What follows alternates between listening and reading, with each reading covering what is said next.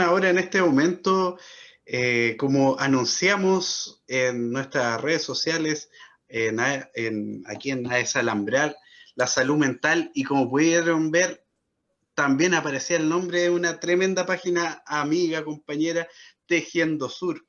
Y en este esfuerzo de producción, entre conversaciones, idas y venidas, eh, logramos la participación, de que en su apretada agenda pudiera hacerse un tiempito ahí, una tremenda invitada, ¿cierto?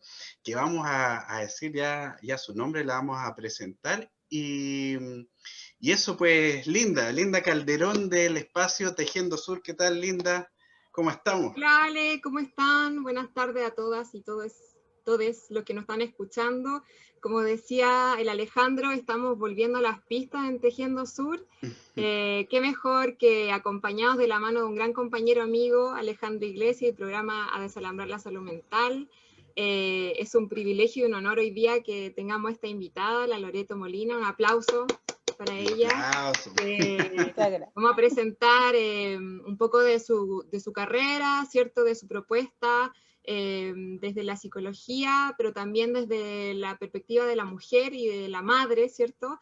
Que escribe este libro, que es muy interesante, que ella lo misma lo va a presentar. Y con todas las ganas, pues, si estamos iniciando octubre, fértil, rebelde y digno en este país que tiene que cambiar, así que, pucha, un gusto estar con ustedes hoy día.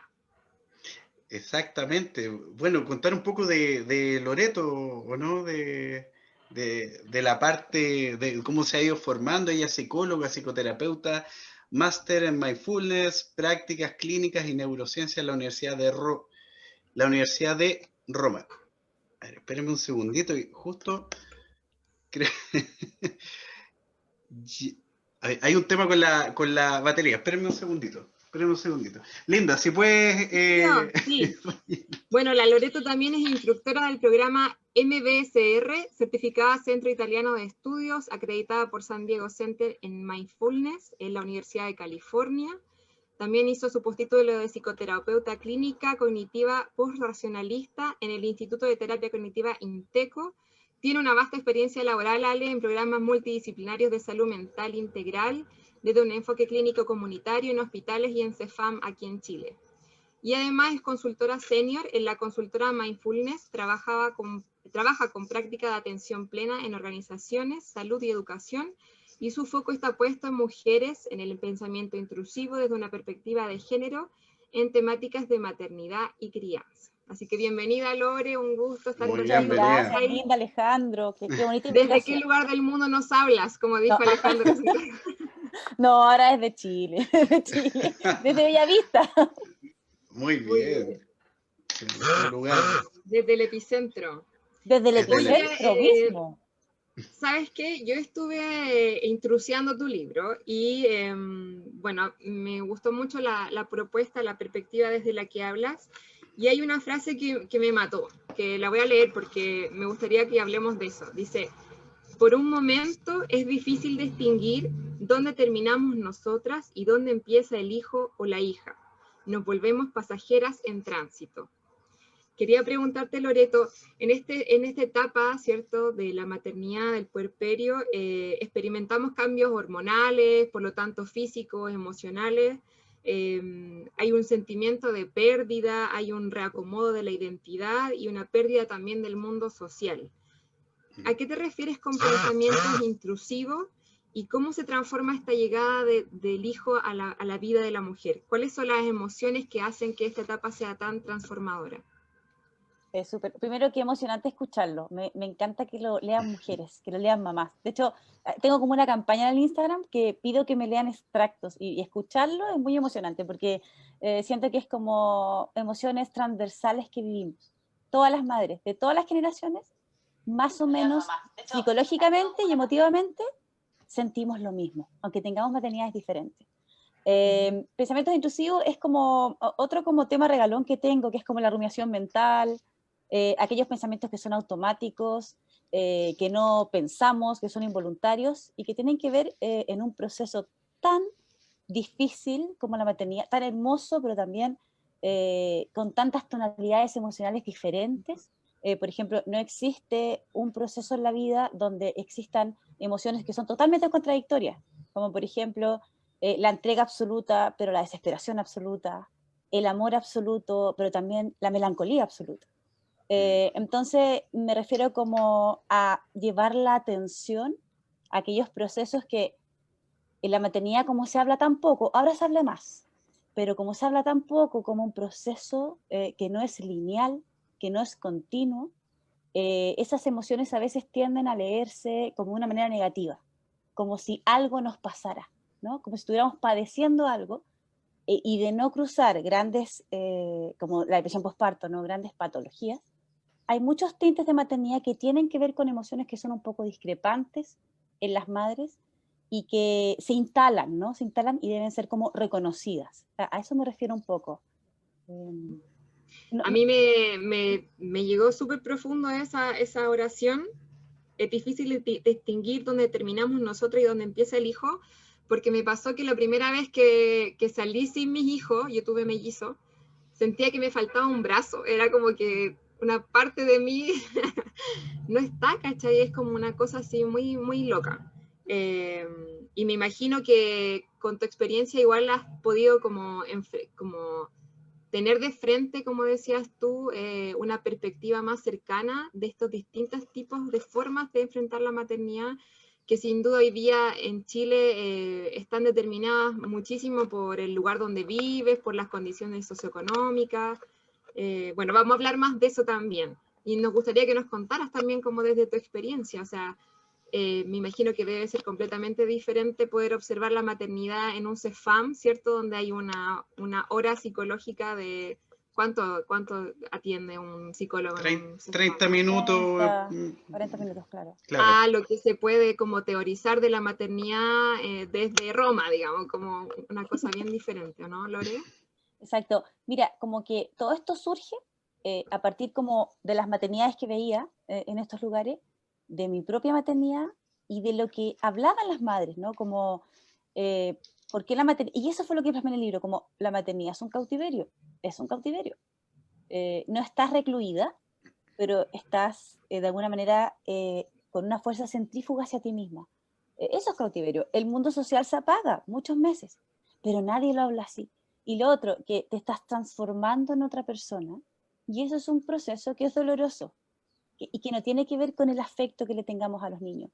Hay una mujer que se está transformando y que está cambiando la piel, y eso es algo que duele. Entonces yo pensé, ¿por qué si todos sentimos lo mismo, se habla tan poco? ¿Por qué después de un parto nadie le dice a uno, esto es difícil, ¿cómo estás tú? Sino que el foco inmediatamente es a la guagua y la madre queda sola con toda esta incertidumbre. Entonces, en el fondo, plasmarlo en un libro se hace verbo, yo lo puse, es como una etnografía de lo que es la maternidad, de procesos que son transversales a todas, como esto, como el cambio de identidad, el cambio de piel, las tonalidades emocionales diferentes. Y sí, está muy poco cubierta, yo creo que está todo, por ejemplo, hay una palabra que a mí me cuesta que es consciente, ¿ya? Que yo la uso, la atención plena, de alguna manera es la conciencia plena, pero todos los procesos están como con consciente. Crianza consciente, paternidad es consciente, pero hay poco foco, creo yo, en las mujeres, en el proceso de las mujeres, que es el más importante. O sea, la pregunta que a mí me cae, o sea, pensando en Le Canelier, por ejemplo, otro invitado que tuvieron ustedes, es como, ¿por qué la salud mental en la infancia no parte con la salud mental de la madre, por ejemplo? Si todo nace en esta diada, la maternidad es un territorio que habitamos las mujeres, ¿no? Entonces, como esas cosas yo iba viendo y fui construyendo como este mapa un poco. Y aparte que tengo la sensación de que pasamos como de un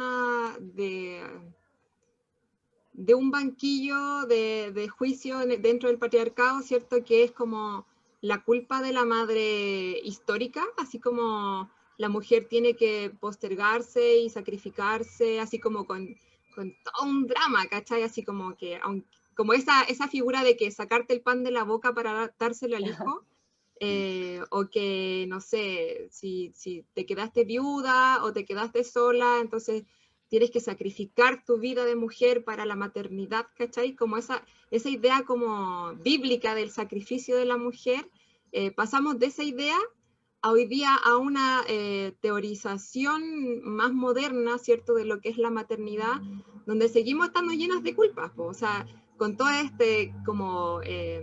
con todo este río de conocimiento respecto a la crianza respetuosa, a mí me da la sensación de que terminamos siendo también nuevamente culpadas y somos víctimas de que no respetas los tiempos del niño, no respetas no sé qué, y ese es un concepto que igual en el programa hemos discutido varias veces, pues para mí la crianza respetuosa tiene que ver primero con respetarme yo, o sea, todo bien con la lactancia materna exclusiva, pero si a mí me está sangrando el pecho y no puedo dormir y estoy con una depresión postparto y no tengo ayuda y tengo que hacer teletrabajo, o sea, el primer respeto es conmigo, ¿cachai? Entonces, ¿cómo se va transformando también como el rol de la mujer culturalmente, ¿cachai? Exacto, Linda, como a mí, mira, yo pienso que a veces puedo ser un poco, puede ser polémica en algunas cosas el libro, porque justamente tomarte la lactancia, que es como un ícono, ¿no? Es como el gran hito de la maternidad es la lactancia, y que esa lactancia sea súper exitosa, sin ni un problema. Y resulta que la lactancia tiene muchos problemas, y a veces inevitables, ¿no? Como que no hay ni un estudio concluyente que diga, esta madre no puede dar leche porque está nerviosa, o sea, está siempre esa cosa, ¿no? Como si hubiera un guión de la maternidad. Entonces, por ejemplo, yo escribí un capítulo que se llama El misterio de la Vía Láctea, que tiene que ver justamente con eso, con este banquillo que dice, por ejemplo, las instructoras de lactancia dicen que tú tienes que llegar cuando estás teniendo dificultades, de repente tú haces un quiebre en el sistema y empieza como a fluir esta lactancia, pero hay veces que no. Hay niños que son prematuros, hay mamás que tienen que ser operadas y la lactancia se corta, ¿no? Y por cierto tenemos la fórmula, pero no significa que yo sea fan de la fórmula, sino que es el único medio por el cual puede sobrevivir el hijo. Pero sin embargo, hay mucho juicio sobre eso, ¿no? Demasiado juicio. Lo mismo con las formas de los partos, como si algo malo hubieras hecho tú para que este proceso no fuera exitoso y lineal. Y sobre todo porque, por ejemplo, en el caso de la lactancia, se vincula al apego, ¿no? Que es este tema que se habla tanto, y que parecieran creer las personas, las mujeres y la sociedad, que el apego se da solamente en una lactancia exclusiva, cuando se puede dar ahí, pero se da en toda una configuración, ¿no? Entonces, es súper bueno el tema que tú dices, como siempre es la culpa, porque sí o porque no, ¿no? Siempre está la culpa, porque pudiste, porque no pudiste, porque te dolió. Entonces, en la manera que se va aceptando la maternidad como algo, no solo como mamífero, porque ese también es un enfoque que es súper cruel con las mujeres, cuando solo mamiferizamos el parto y la maternidad. Sí, yo quería preguntar, yo estoy escuchando atentamente desde la experiencia también de ustedes dos, porque claro, yo por ejemplo soy papá, pero es una vivencia que claro, jamás va a ser la misma que la mamá de mi hija, entonces me quedé pensando en algo que yo leí como como en las primeras páginas ahí de tu libro, Loreto, y si puedes aclarar si es que yo lo entendí bien o no, pero hablar, por ejemplo, como que también es el nacimiento de la madre, algo así mencionaste, ¿cierto? Y eso me dejó pensando harto, pues, ¿cómo es eso de que, claro, parece que es un doble nacimiento, ¿cierto? También nace una mamá y todo lo que nombrás, un montón de emociones, sensaciones, ideas. ¿Cómo es eso de que nace una madre? ¿Y será que siempre nace con el momento del parto? ¿Nace antes? ¿Nace después? ¿Años después? ¿Cómo si pudieras hablar un poquito de eso? Súper, qué interesante tener un programa con un papá y una mamá, lo encuentro increíble, o sea, con las dos perspectivas, eso sí que es inclusión, y el libro se llama así, se llama ¿Cómo nace una madre? Reflexiones Claro. atentas sobre maternidad. Quiere decir justamente lo que estás diciendo, que se cree que la madre nace cuando nace el niño, como en un proceso automático. Por eso yo ocupo la palabra atención, que es la atención plena, como no es un proceso automático, es un proceso transformacional que toma tiempo. Entonces, no nace la madre el día del parto, sino que inicia el camino para convertirse en madre. Porque ser madre no solamente es tener un hijo, sino que es vivenciar todas estas etapas, todos estos desafíos, todas estas transformaciones psicológicas y emocionales. Entonces, se espera que la mujer pueda resolver sola, sin dudas, todas las cosas, porque es mujer, que es otra cosa que yo planteo en el libro.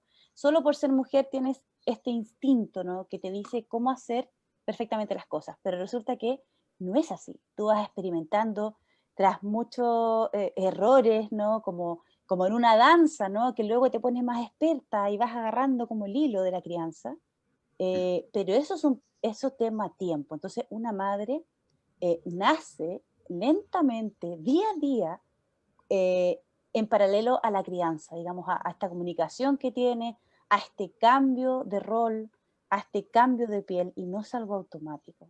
Como que a eso me refiero. Es un nacimiento paulatino, hasta una nueva identidad, una nueva persona que es madre aparte. O sea, entonces, por eso tiene que albergar al hijo. Por eso, cuando la niña dice, es una extensión, claro, porque el hijo es una extensión mucho tiempo. Y tú tienes que volver a ser esa mujer que trabaja, ¿no?, que tiene amigas, que tiene, no sé, que tiene una idea política de las cosas, pero también es madre. Entonces, a eso me refiero. Perfecto, perfecto. Yo, yo, Linda, hay una pregunta que justamente tú eh, presentaste que me pareció súper interesante de plantearla justamente respecto al puerperio, el puerperio como este proceso como invisibilizado, ¿no? Como, o ¿cómo lo ves tú? ¿Estará invisibilizado o se han hecho gestos para que no se invisibilice? Hay iniciativas como el Chile Crece Contigo, que uno pudiese decir, claro, ahí hay un intento de política pública para visibilizar el puerperio. ¿Es eso visibilizar o es mucho más profundo que eso? Yo siento que el tema de las mujeres está en el aire ahora, lo que me parece Mm, maravilloso. mm, La maternidad, en algún sentido, sí. Yo creo que hay intentos institucionales, hay intentos gubernamentales, podríamos decir, con la maternidad. Y creo que las propias mujeres, o sea, no sé, por ejemplo, salió Mamá Desobediente, hay otros textos de maternidad, ¿Dónde está mi tribu?, que ponen la maternidad desde una perspectiva política, que también me parece súper interesante. mm. Por ejemplo, ahora como que he tratado de hacer red y comunidad con las personas que hablan de maternidad, me veo que hay un montón. Más paternidad, maternidades imperfectas, las malas madres. Yo creo Sí. que para las mujeres llevamos como mucho la batuta en eso, y me parece maravilloso, es como una gran oportunidad. Ahora, eso yo siento que tiene que ir bajando hacia los lugares donde se mueven las mujeres con los niños. Eso es lo que Mm, me pasa, que esto debería estar en el consultorio, pero no solamente porque el consultorio tiene un enfoque solo para el hijo. ¿Te fijas? Todo ese año de puerperio, de posparto, es solo controles de niños sanos, donde la mamá queda nuevamente excluida y no se le pregunta nunca. Y yo te diría que esto es transversal socialmente, o sea, en el barrio que tú vayas. Mira, yo lo pongo en el libro, a los 10 días hay un control del bebé. Entonces la mm, mamá va y la mamá va tiritando, ¿cachai? Hace 10 días tenía un niño en su vientre. Pasó por una operación que se normaliza mucho, pero que es súper desconfigurante en todo sentido. No existe una operación como el parto, no existe ni una. Ni una que tú, la persona que se instaló en esa camilla es diferente a la que sale, ¿no? Y mm, el foco está en el niño, el peso del niño, el color del niño, y nunca hay una pregunta que dice, ¿cómo estás tú? Entonces, yo creo que se ha mm, visibilizado, pero falta como llevarlo a los lugares donde transitan las madres y los niños. Eso es lo que yo te podría decir. mm, Y a mí me pasa que siento que en general, como desde la salud pública, hay una tendencia a mirar el puerperio como ponerte a prueba. Mm. Yo tuve una patología asociada a mi embarazo, entonces al final tuve a mi hijo en hospital público y desde el primer momento era como que te venían a hacer controles como para probar si eres una buena madre, ¿cachai? Como, Mm. y usted está dándole pecho a su hijo y usted está logrando la lactancia. Y claro, después tenéis que ir al control, al consultorio y también pues como rendirle cuenta al Estado de que estáis haciendo bien la pega, cuando en realidad como que uno no cacha nada, ni nadie te ayudó, ni nadie te enseñó cómo se estaba Mm. haciendo la cosa. Entonces, quería preguntarte, Loreto, en tu experiencia, para que vayamos caminando a que nos expliques por qué llegas al mindfulness, ¿cómo fue tu encuentro con el tema de la maternidad en tu viaje a Europa? Porque me interesa mucho que nos expliques eso.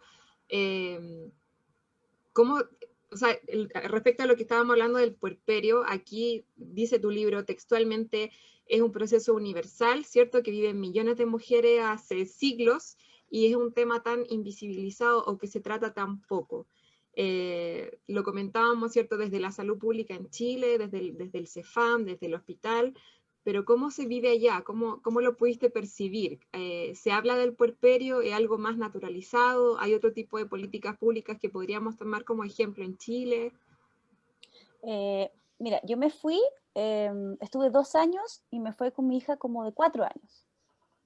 Y lo que viví ahí, bueno, y estudié porque estaba buscando una herramienta que no fuera la clínica para hacer que las personas en el fondo movilizaran recursos internos, para que las personas aceptaran lo que no se puede aceptar, encontraran calma mental, encontraran más aceptación de las cosas que pasaban y pudieran tener como más perspectiva de aquellas cosas, de los desafíos que tenía la vida. Y en ese caminar encontré el mindfulness o la atención plena, que es más bonito, yo creo que es más bonito en español, se entiende más.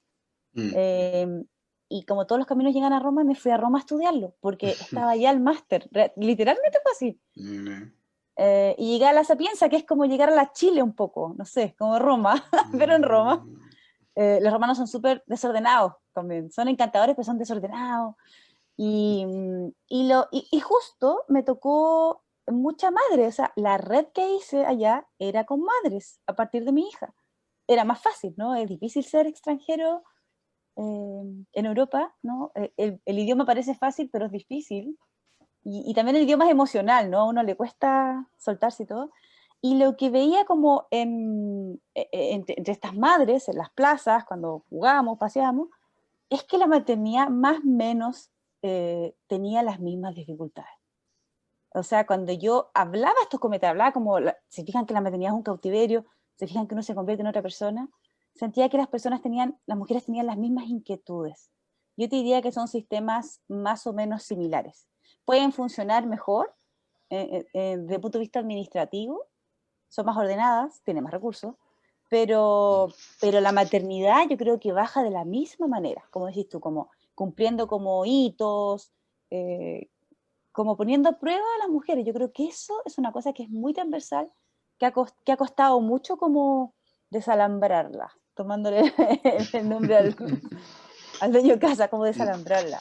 Y eso podría decir, como bien parecía, como a nivel de experiencias humanas.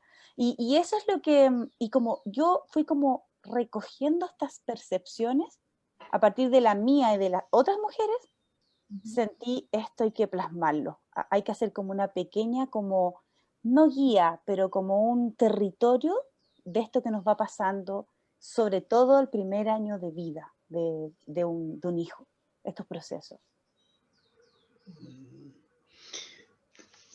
Tú hablas, es cierto, como de la atención plena y claro, y es como hablabas al inicio de todas estas emociones que van apareciendo, estos pensamientos, ideas, eh, y la atención plena parece una herramienta, una posibilidad, por ahí me decían como una práctica, ¿cierto? Yo, sin saber tanto de mindfulness o atención plena, ¿cuánto debe servir? ¿Cuánto debe ayudar un poco? ¿Y de qué manera a enfrentar todo este proceso que dices? Como, ¿de qué manera concreta tú podrías decir que permite, facilite ese proceso?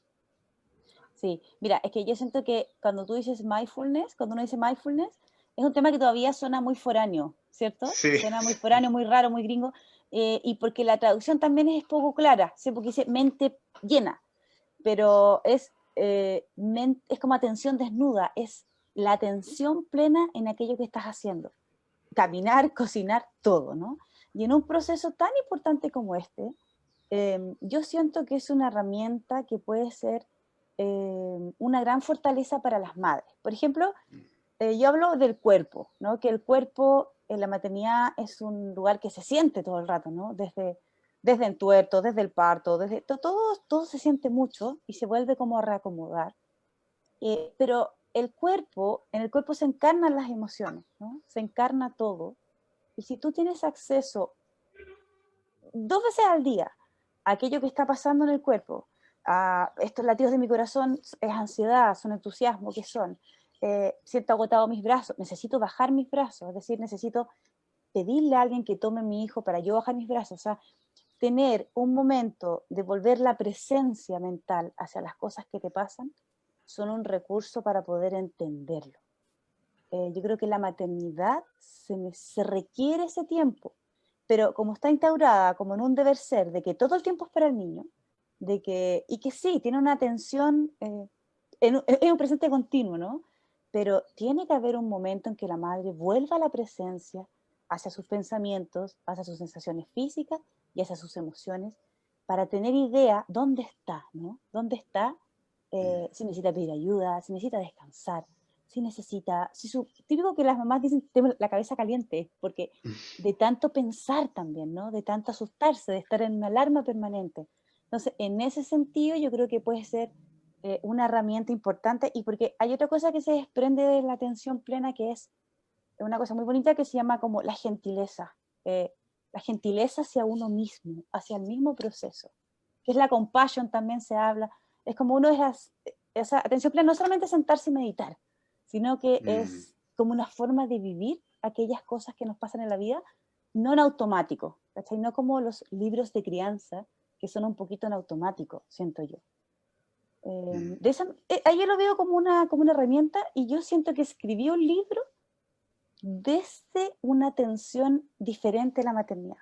Porque no es un libro de prácticas de mindfulness, es un libro como escrito por alguien que está atento a lo que pasa. Una observación. Claro. En ese sentido, me calza perfecto lo que decías de que es como una etnografía de la maternidad. Sí. Y me hace mucho sentido también porque hay una pregunta que habíamos trabajado hoy con el Alejandro que tenía que ver cómo se vincula... bueno, te la voy a hacer mejor para que, ¿sí? Para que te lo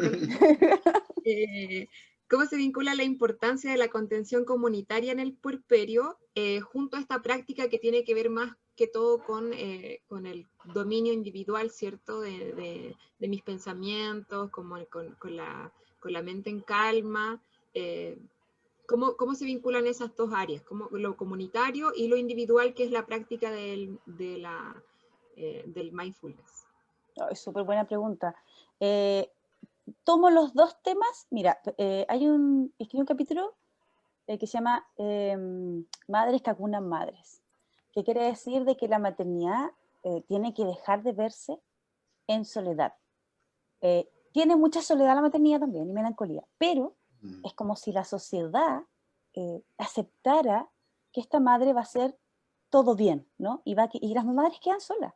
Entonces, de alguna manera, eso pone en riesgo la salud mental de una mujer, de una madre que está en este proceso tan difícil, y la maternidad solo se puede entender en función de otros, ¿ya? Porque yo creo que hay una versión demasiado, no solo machista, sino que demasiado como automática, en que una mujer, está este guión, ¿no? Ella lo quiso, ella lo decidió, ella tiene que estar solita, o sea, tú te pillas con, no sé, desde abuelitas diciendo eso, mujeres diciendo eso. Entonces, la maternidad no va a tener nunca un sentido de resguardo a los hijos si es que no la componen actores sociales. Y eso, tiene que haber un llamado hacia eso, un llamado hacia la... Hay una cosa muy linda, como siguiendo como esto de la gentileza, como un llamado a la gentileza, como un contacto que nos sostiene a los seres humanos. Y yo creo que quedó muy lejos, porque si pensamos con las maternidades antiguas, te fijas, Linda, que antes había como una red de mujeres, la abuelita, la tía, la amiga, había toda una red que sostenía un poco a esta madre. Había más concepto, que era un proceso que no podía estar en aislamiento. Entonces, debe haber un compromiso social hacia la maternidad, debe ser entendida así, no más como un proceso que una mujer tiene que vivir sola.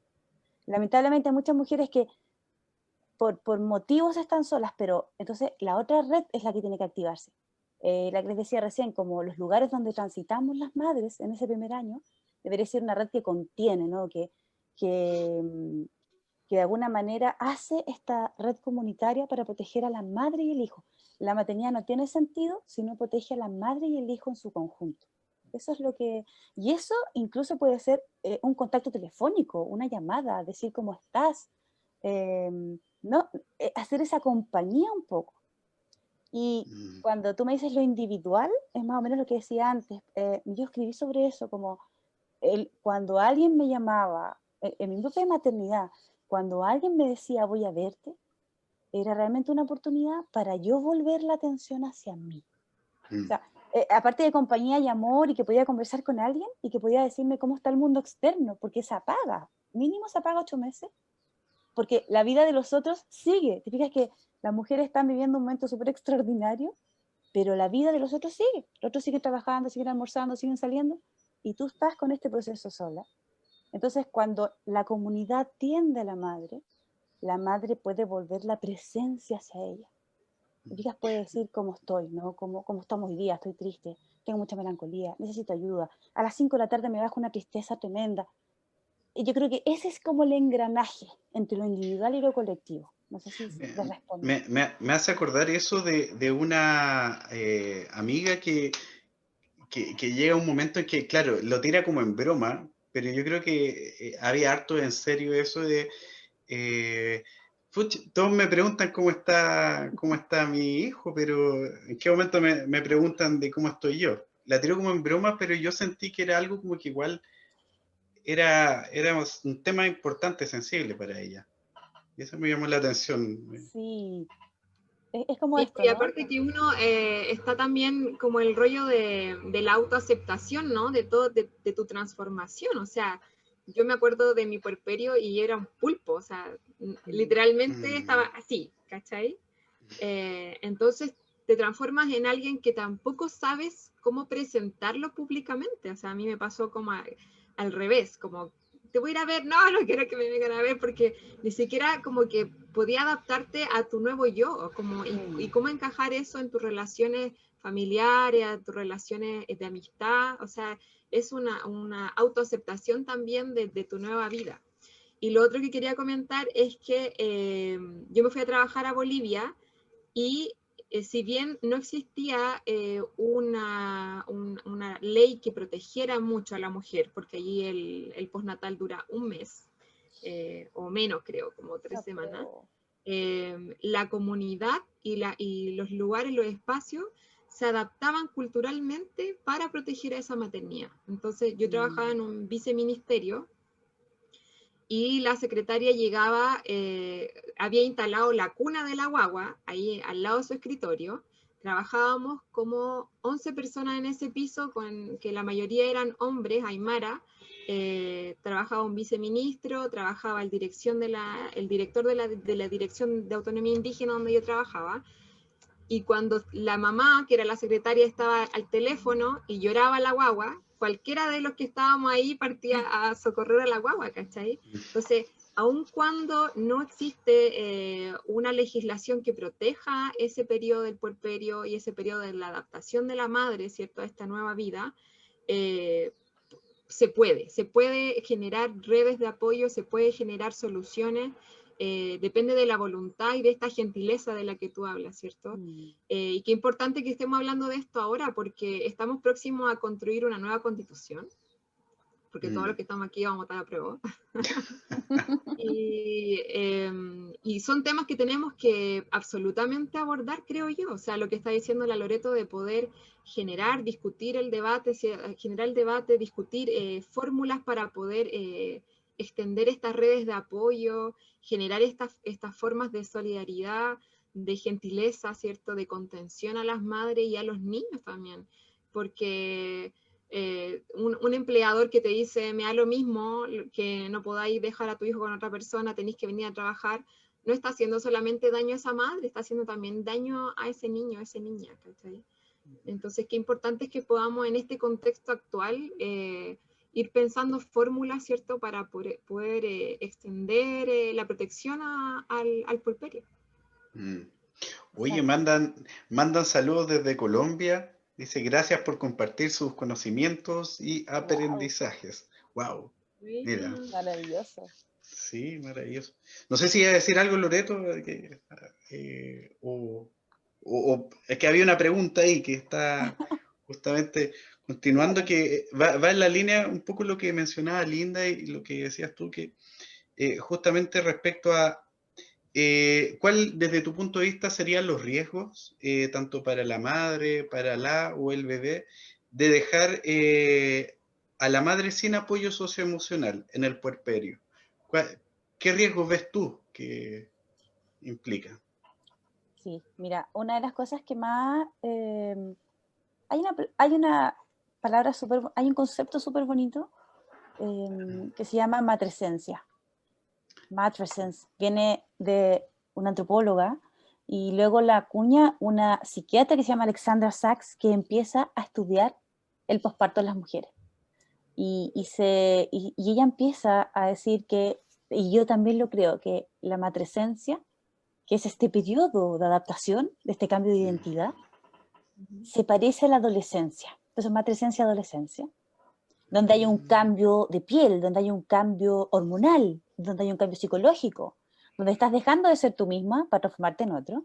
Pero la adolescencia tiene mucha cabida, ¿no? Uno dice, deja a los adolescentes. Uno dice eso, ¿cierto? Eh, todos pasamos por esto. Y la matresencia, que es el proceso psicológico en que te conviertes en madre, que tiene emociones más o menos parecidas, no es un lugar que se acoge, ¿no? Es como, son las hormonas, todo el rato es las hormonas, es lo biológico, es mujer, es normal llorar, ¿ya? Entonces, yo siento que hay muchos elementos, como hablamos de pensamiento intrusivo, pensamiento automático, o que se pueden, tonalidades emocionales que al no entenderlas, se pueden instaurar como una manera de funcionamiento interno. Como las mujeres pueden pensar, al no elaborarlas, al no trabajarlas terapéuticamente, de cualquier manera en grupo, se instaura como un funcionamiento interno. Y si tú vives en una emoción, por ejemplo, como la tristeza o como la culpa o como la melancolía, y no puedes integrarla a ti, puede instaurarse como un modelo de funcionamiento interno, ¿no? Como algo muy discrepante, ¿no? Que si no lo entiendes, puede quedarse, puede prolongarse, ¿no? Puede hacerse permanente. Y entonces, al no elaborarlos, yo creo que puede convertirse, sí, en un cuadro importante, ¿no? En una manera de ver la vida o este cambio con mucha culpa, ¿no? Yo me encuentro mucho con las mamás que dicen, si hubiera sabido eso, no hubiera cometido los errores del primero, lo pasé tan mal con mi primera maternidad, fue tan doloroso. La gente se queda con eso porque no exploró las cosas que pasaban, por terror, porque las madres tienen terror que al expresar las emociones de la maternidad, porque como se espera que la maternidad sea un lugar solamente de alegría, entusiasmo, y no lo otro, ¿no? Como nadie les dice, es normal sentir culpa, sentir pena, sentir melancolía, sentir llorar por lo que fuiste y lo que te estás convirtiendo, eso se empieza a ver como algo malo. Y la madre teme porque cree que está poniendo en riesgo el cuidado del niño. Entonces, yo creo que esa madre puede quedar como con un funcionamiento interno muy discrepante, como muy desbalanceado efectivamente, si es que no se abrazan, digamos, de una manera estas emociones. Yo creo que eso puede quedar como con estas maternidades vividas con mucha culpa, con mucha vergüenza, con mucha tristeza al revés, como eso diría yo que, y también el propio riesgo, ¿no? De estar sola mucho tiempo, ¿no? Eso es, o sea, no hay un lugar de mayor soledad que estar sola con un hijo, porque no es una soledad contemplativa, ¿cierto? Porque estás a cargo de alguien y tú tienes muchas dudas y muchas incertezas, entonces yo lo encuentro que es totalmente de riesgo, absolutamente de riesgo. Aparte que, claro, como dices tú, es una soledad ocupada, ¿no? Sí, Una soledad en la que está ahí 100% trabajando para el bienestar del otro y en el que también, claro, no solamente surgen las emociones, sino que tenéis que como seguir adaptándote a tu vida. O sea, vimos este año que hubo un movimiento fuerte, un movimiento social fuerte de las madres por la postergación por la extensión del postnatal, por ejemplo, ¿cierto? A raíz de la pandemia. Y costó mucho, o sea, a mí me parecía irracional que no se legislara en favor a las madres que estaban terminando su postnatal. O sea, era impensable que tenían que volver a trabajar bajo las condiciones de terror en las que estaba viviendo la población, de que no teníamos idea de qué era este virus y cómo había que cuidarse. Entonces, claro, falta mucho todavía por abordar desde lo político, ¿cierto? Desde las discusiones y desde las propuestas también que yo creo que tenemos que ir cambiando el foco, que no todo tiene que venir desde el Parlamento, que hay muchas cosas que se pueden resolver por la buena voluntad y el acuerdo con tu empleador, y que ojalá que la gente tenga ese cambio de perspectiva ahora que vamos a ganar la prueba. Hay algo que te iba a decir, se me fue la idea, pero pucha, qué importante que podamos como abrir el espacio. Me encanta, como decías tú, que podamos verlo desde un papá y una mamá, y también estoy súper interesada en que podamos leer tu libro, Lore, porque también, no sé qué perspectiva tienes tú, pero a mí me da la idea de que aparte de este, como lo aborda el libro, de cómo nace una madre, ¿cierto? Cómo se construye en el fondo desde que te dicen sí, estás embarazada, a hacerte la idea, ¿cierto? De que cómo lo voy a hacer, qué va a hacer, cómo van a cambiar mis planes, si estoy estudiando tengo que congelar, no tengo que congelar, qué va a decir mi empleador cuando sepa, ¿cierto? Como yo creo que a todo el mundo, a todas las mujeres les pasa. A mi jefe le va a caer como patar la guata, o va a ser buena onda y me va a decir, ah, qué lindo, qué bueno, ¿cachai? Pero también el puerperio, y me lo decía una pediatra amiga boliviana, según desde la perspectiva de la medicina integrativa, la madre y el hijo comparten como el alma, por decirlo así, comparten el alma hasta los 6 años, me decía ella. Entonces, todo lo que te pasa a ti, de alguna manera también le pasa a tu hijo. Y tiene una sintomatología. Entonces me decía, a veces llegan niños con, no sé, ella trabaja en la urgencia del Sotero del Río. Me decía, a veces llegan niños con, no sé, salpullido en el cuerpo. Y en realidad el niño no tiene temperatura, no ha comido nada raro, no ha estado jugando con plantas, no hay una explicación como científica para decir, ah, ya, póngale betametasona, qué sé yo. Entonces me decía, entonces ese es el momento en el que yo consulto a la madre y le digo, ¿y usted cómo está? ¿Qué le está pasando? ¿De qué manera en el fondo traspasamos las madres también las cuestiones que no podemos resolver, que no podemos tramitar en nosotras mismas a los hijos? Y antes que ella me lo dijera, yo también, o sea, me pareció muy, muy lindo. Yo creo que es una conexión que es súper inexplicable, pero que de verdad que los hijos son espejos de uno. Cuando uno está más neura y no tenéis mucho control de lo que vas a hacer, de cómo gestionar el tiempo, de cómo lograr las cosas, las metas que tenéis que hacer en el día, ellos es cuando peor se portan, cuando más explosivos están. ¿Te ha pasado eso, Lore? ¿Lo has podido ver desde la clínica, desde tu experiencia? Totalmente, y comparto la visión de tu amiga pediatra porque es así. Y eso como que me lleva a la pregunta principal, o sea, ¿por qué la salud mental de la madre es el primer eslabón de una salud mental de un niño, ¿no? Es el primer eslabón. Entonces, sí, me ha tocado, o sea, las maternidades son múltiples, ¿no? Y me ha tocado, no sé, madres que están, por ejemplo, planas emocionalmente, eso también puede pasar. Y no ser un cuadro complejísimo, ¿no? Como que el cuadro más complejo que tenemos es la depresión postparto, que tiene esta característica patológica de como el rechazo al niño, ¿no? Como, pero antes de eso, antes de la patología, ¿no? De la grave, de cuando ahí se acerca el psiquiatra, ahí se acerca la psicóloga, antes no. Hay miles de tintes antes, como por ejemplo sentir inadecuación. Eso es una emoción súper potente en la maternidad, sentir que tú estás haciendo algo inadecuado, ¿no? Cuando, por ejemplo, la lactancia, nuevamente, no puedo dar lactancia, entonces yo lloro mucho, ¿no? Lloro mucho porque no lo logré, porque no fue exitosa, y empieza como en estos espirales de agotamiento emocional, y sin duda que puede traspasarse al niño. Entonces, una mamá más o menos tranquila, apoyada, contenido, es una mamá que puede ser más resiliente ante las adversidades y las necesidades de la maternidad, que son continuas, interrumpidas, ¿no? Tiene miles de desafíos. Entonces, yo creo que el foco tiene que ir en la salud mental de la madre, y esta pregunta que parece tan fácil que hace tu pediatra, ¿no? ¿Y usted cómo está? Es una pregunta que es muy esquiva en los equipos de salud, que son los primeros que reciben a esta madre. O sea, nadie te dice eso. Tú tienes, acuérdate, uno tiene la guagua y te dicen, al otro día, arriba, levántese, vamos, vístase, al baño. ¿Fue al baño, no? Y es todo el rato eso. Todo el rato eso. O sea, nadie le dice nada a la madre. Solamente cómo tienes que mudarlo, cómo tienes que pararte.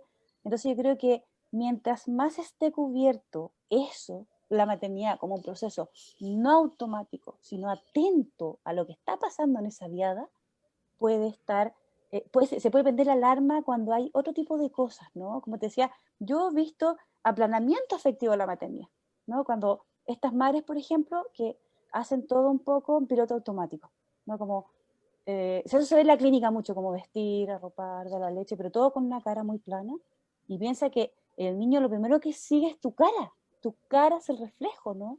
Es lo que tú vas haciendo. Entonces, yo creo que esa mirada más atenta de parte de los equipos de salud, de la sociedad completa, pero los equipos de salud, que son los que dan la entrada en el fondo a la primera infancia, ¿no?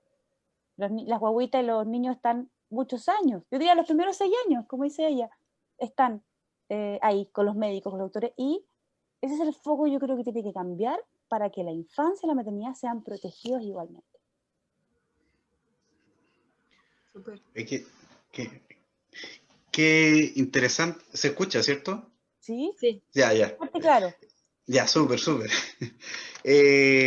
No, interesante. Estoy reflexionando mucho con lo que ambas están diciendo. Así que muchas gracias ambas ahí por esta conversación. Y claro, yo pensaba del lado, por ejemplo, de lo que me tocó ver, en particular de mi propia experiencia. ¿Cuántas situaciones, por ejemplo, yo, la mamá y mi hija invisibilicé, tal vez, que claro, ella se culpó tal vez de cosas que quizás yo pude haber acompañado de otra manera. Entonces, claro, pensaba en cuánto influye el rol de la persona que acompaña, imaginemos de la pareja, por ejemplo. Eh, qué importante, cómo saber acompañar este proceso. Pucha, súper, un tremendo desafío. ¿Cómo poder colaborar en ese proceso?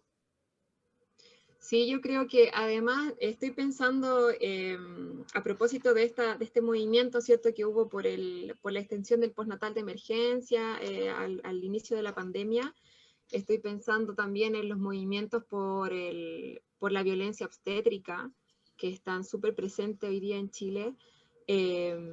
Al final, la maternidad tiene tantas aristas, ¿cierto?, desde las cuales necesitamos una intervención quirúrgica para poder como darle otro enfoque, como plantea la Loreto desde su libro, para poder tener una contención atenta, ¿cierto?, a la maternidad en su conjunto, desde el inicio, digamos. O sea, si hay una mamá que es consumidora de drogas, si hay una mamá que en el primer control del consultorio se detecta que no tiene redes de apoyo, que está sola, que no tiene pareja, quizás ahí debería partir la atención y el acompañamiento psicológico, ¿cachai?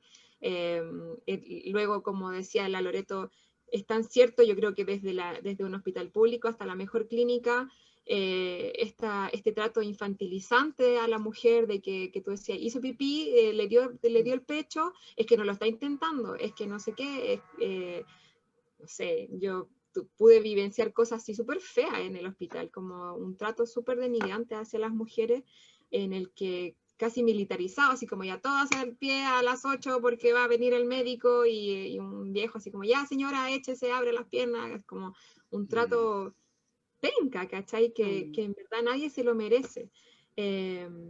nada, pues como que me da la sensación de que tenemos que seguir luchando por una transformación de la maternidad, de la contención de la maternidad, también desde claro, desde lo público, pero también desde lo privado, como decía el Alejandro. Qué importante es que los hombres, ¿cierto?, los acompañantes puedan hacer esa transformación de despatriarcalizarse también, de decir, no solo en el ámbito de qué es lo que me toca, así como, ya, bueno, voy a ayudar a lavar la loza ya que ella está dando pecho, ¿cachai? Como, porque creo que esa discusión no está para darla entre nosotros, Alejandro, entre desalambrar la salud mental y tejiendo azul. Para nada. Para nada. Sino que tiene que ver con un trato horizontal, un trato de contención y también, pucha, así como ampliarlo a todo, como yo misma estoy educando a mis hijos para ese acompañamiento emocional con sus parejas, ¿cachai? Con su entorno, ni siquiera que tiene que ver con un condicionamiento a que, un día mi hijo va a tener hijos, ¿cachai? O va a tener una pareja heterosexual con la cual va a tener hijos. Sino que también una postura atenta frente a la vida, de decir, si estoy en la fila de un banco y hay una mamá con guagua, puta, no te cuesta nada, como decir, ya pasa tú, ¿cachai? O el trato cariñoso con los niños también, o sea, estar en una fila, ahora que para todo va a haber que ser fila después de este mundo de confinamiento, y cuando un niño llora y que la gente te pone caras, como, ay, el cabro chico, o sea, son todas complicaciones que tenemos que vivir las mamás, no sé, estos movimientos también, estas denuncias por redes sociales contra la lactancia en la vía pública, ¿cachai? O sea, son tantas las aristas que se podrían escribir en un libro, de cómo tratar más amorosamente la salud mental de la madre y el hijo. Oye, Exacto.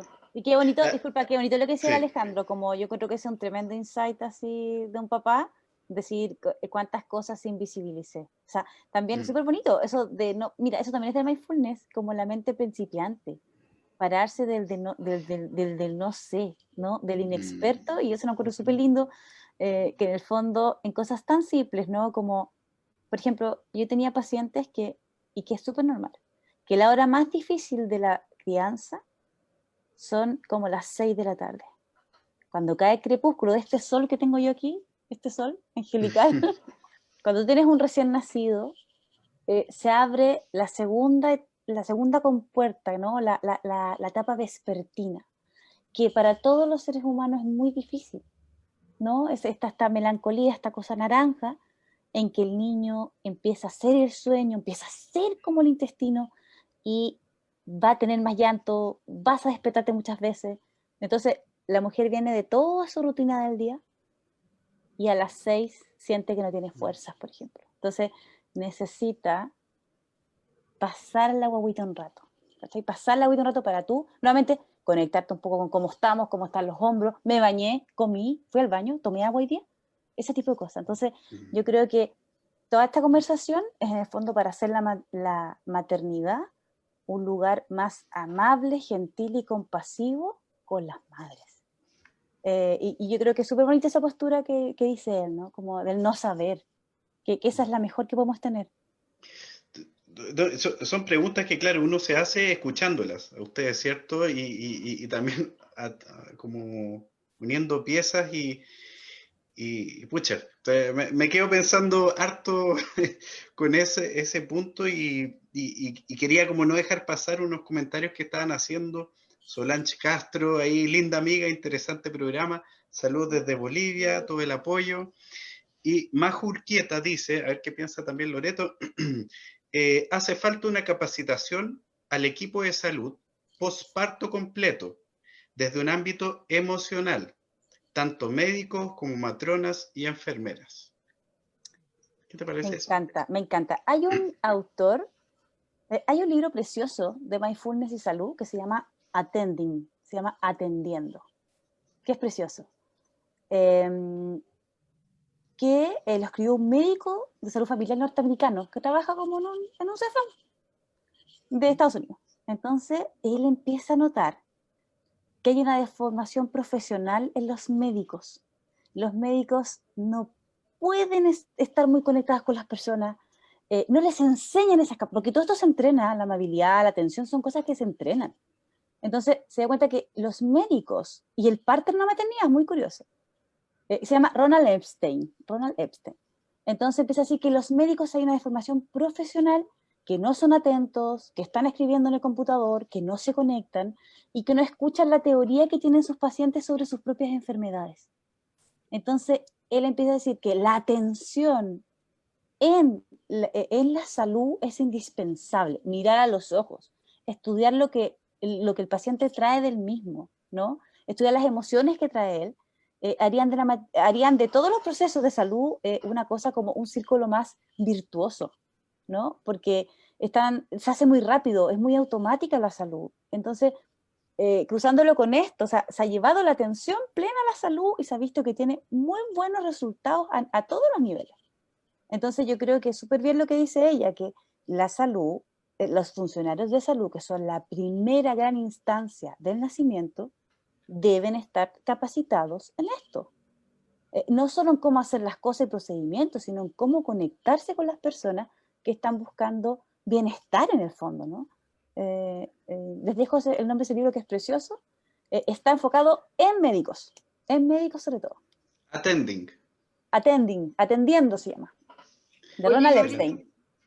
Lore, y para las mamás que nos están escuchando y que les parece que les resuene esto que quizás no lo puedo decir en español, ¿cómo es? La traducción. Atención plena. Atención plena, el mindfulness, las podría ayudar en este proceso, en que están un poco complicadas, confinadas dentro del confinamiento, ¿cierto? Un doble cautiverio. Exacto. ¿Qué pueden hacer? ¿Cómo podrían partir o dónde podrían buscar ayuda? ¿Es para todos el mindfulness? ¿Cómo llego? Mira, lo primero, como, ¿sabes que cuando estábamos en los primeros meses de confinamiento, yo dije, esto se parece tanto a la maternidad? Se parece mucho. Se parece mucho, en algún sentido se parece. Y tienes razón, aquellas mamás que están en el posparto, en esta pandemia, es un doble cautiverio, porque la maternidad es un cautiverio, feliz, pero es un cautiverio. Para tener atención en los procesos, para desarrollar el mindfulness o la atención plena, solo necesitas ser humano. No necesitas un cojín especial, ni música de yoga, nada. Solamente es, ojalá partir con prácticas estructuradas, es decir, con guías. Yo tengo en mi página muchas guías, muchos ejercicios fáciles de 5 minutos, 3 minutos, de respiración, de conciencia corporal, de conciencia abierta, que no es solamente, no es sentarse con los ojos cerrados, sino que es, por ejemplo, hay uno que es súper bueno, que es un escaneo corporal, que a partir de una guía de voz, tú vas explorando cada parte de tu cuerpo. Y eso permite también observar la información que tiene tu cuerpo, para decirte, por ejemplo. La respiración, las prácticas de respiración, por ejemplo, tienen una propiedad calmante. La respiración es un calmante natural. Cuando uno está angustiado, uno suspira, ¿no? Entonces, por ejemplo, entrenar la respiración del cuerpo también sería como una súper buena guía. Yo les diría que para partir con la atención plena, creo que seguir una práctica estructurada. Hay muchas en internet, yo también tengo muchas en mi página, y luego como ir incorporándolo en la vida cotidiana. Por ejemplo, estar atento al cocinar, estar atento al caminar, estar atento a todas las cosas que hacemos en la vida. Y de esa manera vas a tener como una percepción como más rica de tu experiencia finalmente. Súper. Hoy estamos ya en los últimos minutos del programa. Y pucha, no sé si hay, Linda, hay alguna pregunta ahí que como pendiente, que antes de quizás darle el pase a Loreto, No, y que no hemos hablado todo. hemos dicho todo. Lo hemos dicho todo. No, Sí, bueno, yo estoy encantada con tu libro, Loreto, porque estoy ansiosa de tenerlo pronto, porque también creo que voy a sumarme a esa encuesta de gente que tú tenés que te dice, ay, si yo hubiese sabido, si yo hubiese podido tener esta herramienta, hubiese sido muy diferente también. Yo en algún momento voy a tener que hacer algo por la maternidad múltiple, porque de verdad que es otro mundo. O sea, así como estamos hablando ahora de la maternidad, a mí me tocó la experiencia de vivir la maternidad múltiple. Existen algunos grupos de Facebook, de WhatsApp, de redes sociales de madres múltiples, y existe muy poca información, muy poca investigación respecto a los partos múltiples y a los procesos múltiples, porque al final todo es de A2, de A3, de A4, y eso complica un poco más las cosas. Así que nada, pues estoy súper contenta con... Este es el primer programa que hacemos de Tejiendo Sur desde mucho tiempo. Wow, lo inauguré. Ha sido un honor, Lore, tenerte hoy día. Y qué mejor acompañada de mi fiel amigo Alejandro y este programa tan bacán que es A Desalambrar la Salud Mental, en este tema que abordamos hoy día a partir de tu libro Cómo nace una madre, que hasta el título es hermoso, como que No. es muy lindo. Y qué importante poder contener, ¿cierto? Qué importante poder dar el espacio para visibilizar esto que está tan invisible y que existe hace tanto tiempo y que es tan universal, como dices tú en tu libro. Y que también como traspasa el problema a otras esferas, ¿no? Como, no sé, me imagino que ustedes que son psicólogos deben saber mejor que yo el alto porcentaje de gente que se separa después de el primer año del niño, de la niña, ¿cierto? Porque el puerperio es un algo que transforma a la mujer, pero si no hay como una contención, una perspectiva para verlo a largo plazo, ¿cierto? Desde la pareja, desde la familia, hay muchas parejas que no lo superan, que simplemente como que surgen tantas problemáticas como que el hombre se siente desplazado, como que ya no eres la misma de antes, obviamente no eres la misma de antes. Y qué importante que como sociedad, culturalmente, podamos abrirnos a este debate, a conocer también de este proceso y cómo enfrentarlo como la familia, como la pareja, ¿cierto? Y sobre todo en el ámbito social y político que vamos a tener que transformar muy pronto en este país.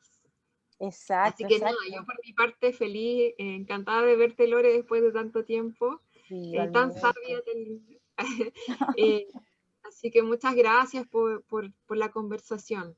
Que Eso de diga, sí, no, que darte el pase antes de cerrar, Lore, el tema de eso, dónde te pueden encontrar, como el libro, lo que se viene, sí, tu eh, página, hablaste de tu página. todo, Sí, eso. oye, bueno, agradecida, muy bonita la conversación, me encantó que tuviera esta variedad de género, maravilloso, y dos papás, así que muchas gracias. Bueno, este es el libro, miren qué bonito es. El arte es de Ahí Ariel estoy tomando una foto Altamirano. ahora, yo no sé cómo se Sí, hace, pero quédate ahí, ¿Cómo? modelando. No, a ver, pero para sacar un... Ah, no, pero lo podemos sacar después. ya, Ah, ya. no puedo, entonces, bueno, este es el libro, es muy bonito. Este libro está en su versión digital descargable en la página de Cuarto Propio.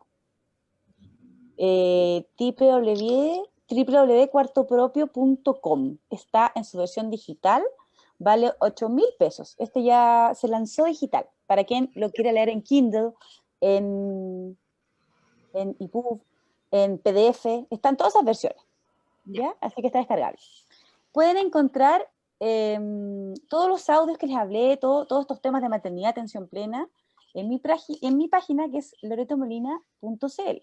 Muy fácil. Y el libro está próximo a salir, yo creo que segunda semana de octubre, en su versión impresa, que es para la gente que es muy romántica y le gusta el papel. Y los voy a tener muy avisados para el lanzamiento. Que va a ser online, obvio, como estamos en este nuevo lenguaje. Y eso, entonces ahora estamos haciendo como la difusión del libro para lanzarlo prontamente por Cuarto Propio. Buenísimo. Sí, ahí le saqué una foto, le saqué una foto. Ya, súper. Igual, ahí me la jugué.